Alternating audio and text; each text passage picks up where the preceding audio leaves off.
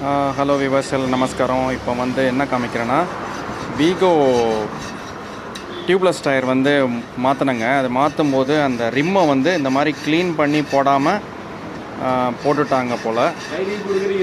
ஆமாம், அதனால்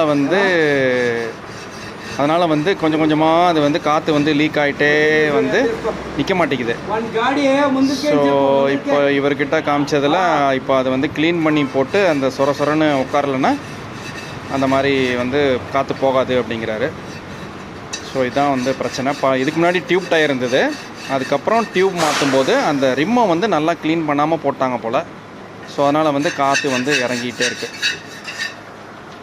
ஸோ இதுதான் வந்து பின்னாடி வந்து எப்படியோ என்ன பண்ணான்னு தெரியல.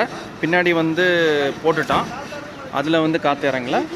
முன்னாடி போட்டதில் மட்டும் அந்த மாதிரி வந்து ஆகுதுன்னு சொல்லி சொல்கிறாங்க. அதனால் இனிமேல் நீங்கள் டியூப்லெஸ் மாற்றும் போது இந்த விஷயம் வந்து நான் வச்சுக்கோங்க. தேங்க்யூ, பாய்.